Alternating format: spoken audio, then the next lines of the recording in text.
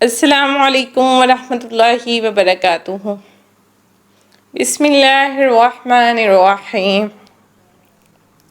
آئیے آج سورۃ البقرہ کی آیت نمبر 11 to 20 تک کا عربی، اردو اور سائنسی پہلو دیکھیں، اور جہاں تک مناسب ہو سکے اس کو بیان کرنے کی اور اس پر غور و فکر کرنے کی اور عمل کرنے کی کوشش کریں۔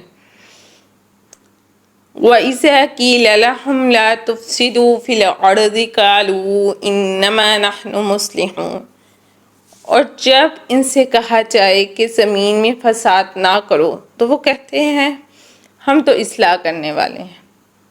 یہ آیت منافقین کی منافقت کو ظاہر کرتی ہے۔ ان کا عمل زمین میں بگاڑ پھیلاتا تھا، جیسے جھوٹ، نفاق، فتنے، لیکن وہ خود کو مصلح یعنی اصلاح کرنے والے سمجھتے تھے۔ یہ خود فریبی ہے جو آج بھی بہت عام ہے، اور بہت سے لوگ اس خود فریبی میں مبتلا ہیں۔ الا انہم هم المفسدون ولکن لا یشعرون، یاد رکھو یقیناً وہی فساد کرنے والے ہیں لیکن وہ شعور نہیں رکھتے۔ اللہ تعالیٰ یہاں فیصلہ فرما رہے ہیں کہ اصل میں فساد کرنے والے یہی لوگ ہیں، لیکن چونکہ ان کے دل اندھے ہو چکے ہیں اس لیے وہ سمجھتے نہیں ہیں۔ وَإِذَا قِيلَ لَهُمْ آمِنُوا كَمَا آمَنَ النَّاسُ قَالُوا أَنُؤْمِنُ كَمَا آمَنَ السُّفَهَاءُ أَلَا إِنَّهُمْ هُمُ السُّفَهَاءُ وَلَكِنْ لَا يَعْلَمُونَ، اور جب ان سے کہا جائے کہ ایمان لاؤ جیسے دوسرے لوگ ایمان لائے تو کہتے ہیں کیا ہم بھی ایسا ایمان لائیں جیسے بے وقوف ایمان لائے؟ تو یاد رکھو یہی لوگ بے وقوف ہیں لیکن وہ جانتے نہیں۔ منافقین صحابہ کرام رضی اللہ تعالیٰ عنہ کو سادہ لو اور کم عقل سمجھتے تھے، حالانکہ ان کی عقل ہی سلامت تھی۔ یہ ایک معاشرتی گمراہی ہے کہ سچائی کو پس سمجھا جاتا ہے۔ وَإِذَا لَقُوا الَّذِينَ آمَنُوا قَالُوا آمَنَّا وَإِذَا خَلَوْا إِلَىٰ شَيَاطِينِهِمْ قَالُوا إِنَّمَا نَحْنُ مُسْتَهْزِئُونَ، اور جب وہ ایمان والوں سے ملتے ہیں کہتے ہیں ہم ایمان لے آئے، اور جب اپنے شیطانوں یعنی دوستوں کے پاس جاتے ہیں تو کہتے ہیں ہم تو تمہارے ساتھ ہیں، ہم تو بس مزاح کر رہے تھے۔ یہ دوغلاپن ہے، ڈیول پرسنالٹی۔ ایمان والوں سے جھوٹ بولنا اور کفار کے ساتھ مل کر ایمان کا مذاق اڑانا نفاق کی انتہا ہے۔ اللہ یستہزئ بہم ویمدہم فی طغیانہم یعمہون، اللہ ان سے ہی مذاق کرتا ہے اور انہیں ان کی سرکشی میں پھٹکنے دیتا ہے۔ یہ بدلے کا قانون ہے۔ جو لوگ دین کا مذاق اڑاتے ہیں اللہ ان کے ساتھ ایسا سلوک کرتا ہے جو ان کے دل و دماغ کو مزید اندھا کر دیتا ہے۔ اولئک الذین اشتروا الضلالۃ بالہدی فما ربحت تجارتہم وما کانوا مہتدین، یہ وہ لوگ ہیں جنہوں نے ہدایت کے بدلے گمراہی خریدی تو ان کی تجارت نے انہیں نفع نہ دیا اور وہ ہدایت یافتہ نہ ہوئے۔ یہ تجارتی سعادہ قرآن میں بار بار آتا ہے، یعنی اگزامپل آتی ہے کہ ایمان گویا نفع بخش ہوتا ہے۔ منافقین نے اس سودے کو گمراہی سے بدل دیا کیونکہ پروفٹ نہیں ملا نا۔ مثلہم کمثل الذی استوقد نارا فلما اضاءت ما حولہ ذہب اللہ بنورہم وترکہم فی ظلمات لا یبصرون، ان کی مثالیں اس شخص کی تھی ہے جس نے آگ جلائی، جب اس نے ارد گرد کو روشن کر دیا تو اللہ نے ان کا نور لے لیا اور انہیں اندھیروں میں چھوڑ دیا جہاں وہ کچھ نہیں دیکھتے۔ یہ روشنی علم و ہدایت کی تھی جو سٹارٹ میں ملی مگر نفاق کی وجہ سے چھن گئی۔ اندھیرے لا علمی، شکوک اور ضلالت کے ہیں۔ سائنٹیفکلی اگر ہم اس کو دیکھتے ہیں تو روشنی کا اچانک ختم ہونا اور طریقے میں بھٹکنے کا تصور انسانی ذہن و دماغ کی کیمسٹری اور شعور کی سچائی کو بیان کرتا ہے۔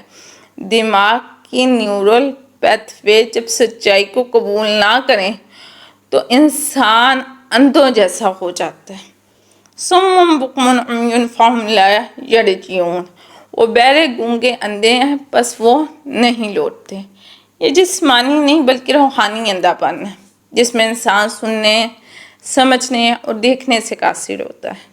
او کصیب من السماء فیہ ظلمات ورعد وبرق یجعلون اصابعهم فی آذانهم من الصواعق حذر الموت واللہ محیط بالکافرین۔ یا ان کی مثال آسمانی بارش کی سی ہے جس میں اندھیرے، گرج اور چمک ہو۔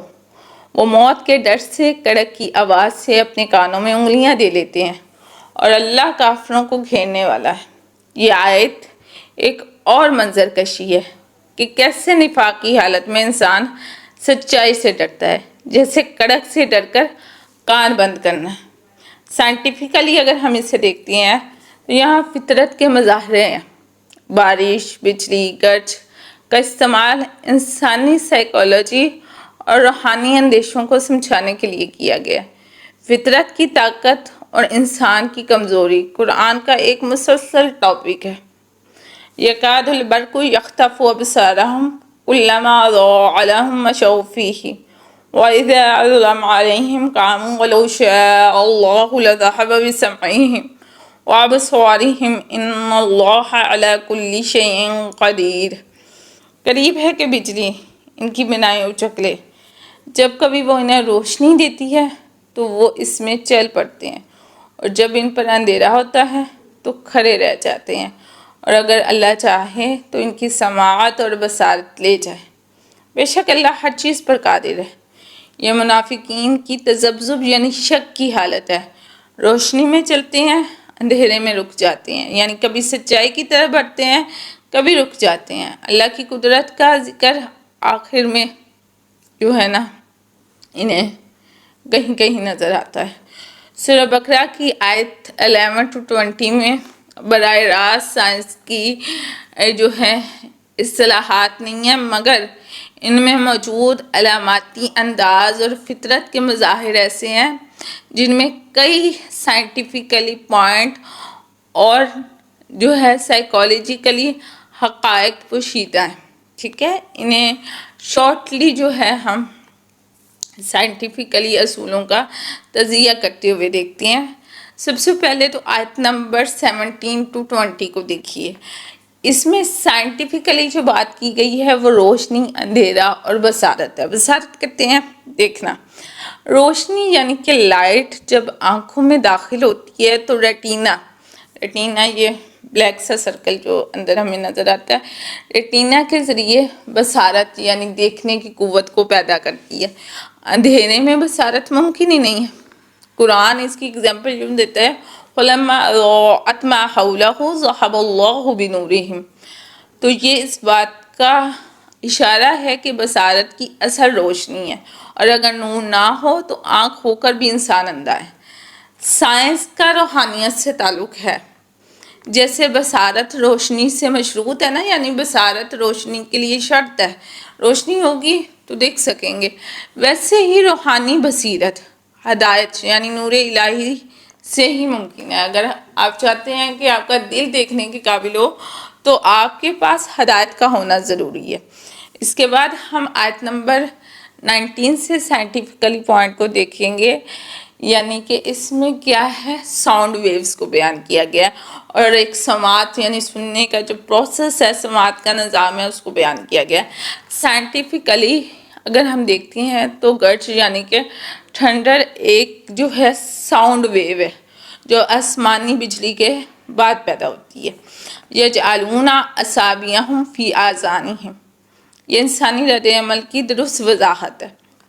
جب بہت تیز آواز آتی ہے انسان خوددار طور پر جو ہے نا اپنے کانوں کو بند کرنے کی کوشش کرتا ہے۔ اب سائنس کا سائیکالوجی سے بہت گہرا تعلق ہے۔ یہ خوف کا جو ہے نا اضطراری رد عمل ہے، فائٹ اور فلائٹ رسپانس۔ قرآن سے اسے نہ صرف فزیکل حقیقت بلکہ روحانی اندیشے کے استعمال کے طور پر بھی استعمال کیا جاتا ہے۔ اب آیت نمبر 20 سے اگر ہم دیکھتے ہیں تو بجلی کی چمک آنکھوں پر اثر انداز ہوتی ہے۔ سائنٹیفکلی ہم دیکھتے ہیں تو آسمانی بجلی یعنی لائٹنگ کے وقت شدید چمک جو ہے نا وقتی طور پر آنکھوں کی روشنی پر اثر انداز ہوتی ہے۔ یکاد البرق یخطف ابصارہم، یہ بالکل سائنٹیفکلی طور پر درست تصویر کشی کی گئی ہے۔ بجلی کی چمک یعنی ریٹینا اوور سٹیمولیشن پیدا کرتی ہے، ٹھیک ہے، اور انسان پلک جھپکتا ہے یا آنکھ بند کرتا ہے۔ بارش اور فزکس کا جو مظہر آیت نمبر 19 میں بیان کیا گیا وہ بڑا خوبصورت بیان کیا گیا۔ سائنٹیفکلی ہم اس کو دیکھتے ہیں تو بارش ایک فطری سائیکل کا نتیجہ ہے، تبریق پلس بادل پلس بارش پلس گرج چمک۔ اب قرآن یہاں بارش، اندھیرا، گرج اور بجلی کو ایک ساتھ ذکر کرتا ہے، فیہ ظلمات و رعد و برق۔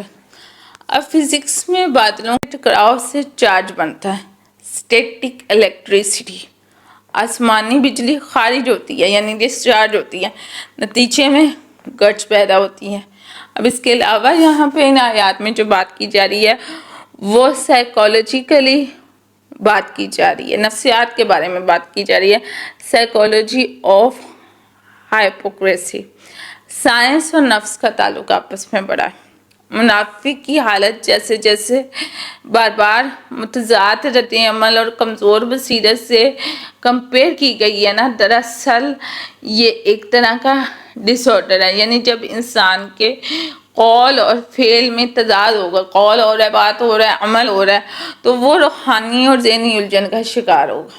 قرآن اور سائنسی نقطہ نظر کو اگر ہم دیکھتے ہیں تو سورہ بقرہ کی آیت نمبر 11 to 20 جو ہے اس میں ہمیں نظر آتا ہے کہ قرآن محض ایک مذہبی کتاب نہیں ہے بلکہ انسان کے ذہن، فطرت اور کائنات سے مکالمہ ہے، ڈائلاگ ہو رہا ہے۔ سورہ بقرہ کی آیات 11 to 20 میں اللہ سبحانہ وتعالیٰ نے منافقین کے حالت کو ایسے فطری مظاہر سے کمپیئر کیا ہے، تشبیہ دی ہے، جن کی تصدیق آج کی سائنس بھی کرتی ہے۔ جب انسان ہدایت کی روشنی کو گم کر دیتا ہے تو وہ اندھیرے میں ایسے بھٹکتا ہے جیسے آنکھ ہو کر بھی دیکھ نہ سکے۔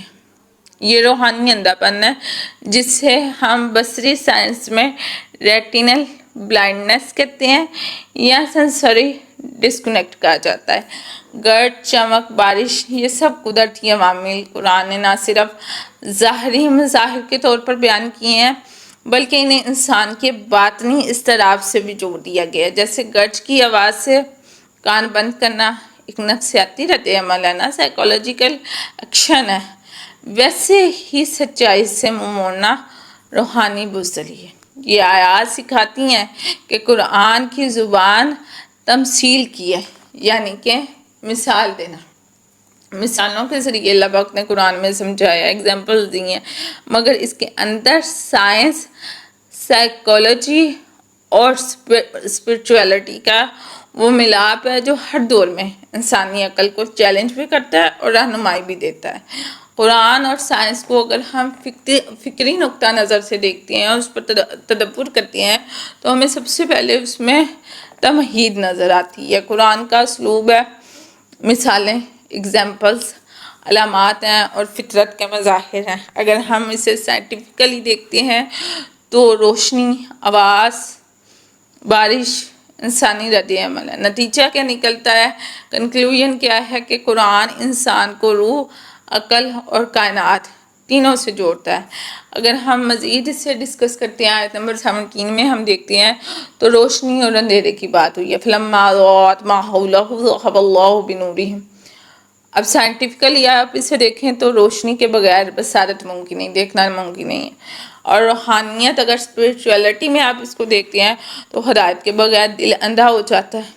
اگر آپ آیت نمبر 19 کو دیکھتے ہیں تو گرج اور چمک، جیسے اللہ تعالیٰ فرما رہے ہیں فیہ ظلمات و رعد و برق، اور سائنٹیفکلی دیکھتے ہیں تو بادلوں میں برقی چارج، گرج چمک موجود ہے، ٹھیک ہے۔ نفس میں بھی سچائی کی آواز سن کر منافق ڈرتے ہیں۔ اگر ہم ویسے دیکھتے ہیں، ایک ساؤنڈ ویو کو دیکھتے ہیں، سماعت کا رد عمل دیکھتے ہیں تو یجعلون اصابعہم فی آذانہم، سائنٹیفکلی دیکھتے ہیں تو تیز آواز پلس اضطراری رد عمل اس سے بچنے کے لیے کانوں میں انگلیاں ٹھونسنا. تو اس میں سے پوائنٹ کیا نکلتا ہے ہمارے لیے کہ جسم کا خوف روح کی بزدلی کی علامت ہے. اور اگر ہم آیت نمبر 20 میں دیکھتے ہیں تو بجلی اور بصارت کو دیکھتے ہیں. یکاد البرق یخطف ابصارہم، سائنٹیفکلی ہم دیکھتے ہیں تو بجلی کی چمک پلس عارضی بصارت متاثر ہوتی ہے. یعنی ٹیمپریری طور پر جب بجلی چمکتی ہے تو ہماری آنکھیں چیزوں کو دیکھ نہیں پاتی، ہم آنکھوں کو بند کر لیتے ہیں. قرآن ہمیں پیغام دیتا ہے کہ ہدایت کی جھلک دکھتی ہے مگر برقرار نہیں رہتی. اس کے لیے رہتی ہے جو اس کو دیکھنا چاہتا ہے. اور اگر اس کا جو نتیجہ ہے وہ کیا ہے کہ قرآن کہتا ہے کہ ہدایت فطرت کی طرح واضح با مقصد. سائنس کہتی ہے فطرت کے ہر نظام میں ترتیب توازن ہے. ہم سیکھتے ہیں کہ قرآن سائنس سے ٹکراتا نہیں ہے بلکہ اسے آئینہ دکھاتا ہے. قرآن اور سائنسی نقطہ نظر سے ہم غور و فکر کرتے ہیں تو ہمیں بہت سی چیزیں نظر آتی ہیں. تو الحمدللہ آج ہم قرآن کی روشنی میں ایک حیران کن مشاہدہ کریں گے. وہ یہ ہے کہ کیسے اللہ تعالیٰ نے 1400 سال پہلے انسانی نفسیات، فطرت کے مظاہر اور سائنسی اصولوں کو اپنے کلام میں سمویا. سورہ بقرہ کی آیات 11-20 میں منافقین کی حالت بیان کی گئی، لیکن صرف لفظوں سے نہیں بلکہ قدرتی مثالوں سے. اندھیرا، روشنی، گرج، چمک، بارش. تو فرسٹ پوائنٹ جو کہ ہمیں آیت نمبر 17 سے نکلتا ہے روشنی اور بصارت کا ہے. فلما اضاءت ما حوله ذهب الله بنورهم. یہ آیت بیان کرتی ہے کہ ایک شخص کو کچھ دیر کے لیے روشنی ملی لیکن پھر اس سے روشنی چھین لی گئی. سائنس کہتی ہے کہ آنکھ تب دیکھتی ہے جب روشنی ہو. قرآن کہتا ہے دل تب دیکھتا ہے جب اس میں ہدایت ہو. یعنی اگر نور ایمان نہ ہو تو انسان آنکھوں والا ہو کر بھی اندھا ہے. ٹھیک ہے. آیت نمبر 19 میں ہمیں نظر آتا ہے گرج و چمک کا بیان. فیہ ظلمات و رعد و برق. یہاں بارش، اندھیرا، گرج و چمک کا ذکر ہے، بجلی کا. اکارڈنگ ٹو سائنس بادلوں میں جب نیگیٹو اور پوزیٹیو چارج بنتا ہے تو بجلی گرتی ہے اور گرج پیدا ہوتی ہے. یہی کیفیت منافق کی ہے. باہر طوفان، اندر خوف. وہ ہر گرج کو اپنے خلاف سمجھتا ہے، ہر ہدایت سے بچنے کی کوشش کرتا ہے. اب آیت نمبر 19 میں اگر ہم دیکھتے ہیں تو سائیکولوجیکل رد عمل ہمیں رسپانس نظر آ رہا ہے. اس میں یجعلون اصابعہم فی آذانہم. جب منافق سچ سنتے ہیں تو وہ کان بند کر لیتے ہیں، بالکل ویسے ہی جیسے ہم تیز آواز سے ڈر کر کان ڈھانپ لیتے ہیں. یہ ایک اضطراری عمل ہے. ٹھیک ہے. مگر قرآن کہتا ہے یہ محض جسمانی نہیں ہے بلکہ روحانی بزدلی بھی ہے. آیت نمبر 20 کو اگر ہم دیکھتے ہیں تو یکاد البرق یخطف ابصارہم. سائنس میں آسمانی بجلی اتنی تیز روشنی پیدا کرتی ہے کہ آنکھیں چندیا جاتی ہیں. قرآن نے یہی کہا ہے لیکن صرف فزکس بیان نہیں کرتی بلکہ بتایا گیا ہے کہ منافق کو ہدایت کی جھلک تو دکھتی ہے مگر وہ اس سے فائدہ نہیں اٹھا سکتا. تو ان تمام آیات میں ہمیں صرف ایک اخلاقی سبق نہیں ملتا بلکہ فطرت، نفسیات اور سائنس کے حیرت انگیز پہلو بھی سامنے آتے ہیں. یہی قرآن کا اعجاز. یہ دل کا بھی جو ہے بتاتا ہے، دل کو بھی جگاتا ہے اور عقل کو بھی جگاتا ہے. ہدایت کے یہ نور اگر دل میں اتنے تو انسان ہر اندھیرے سے نکل سکتا ہے انشاءاللہ.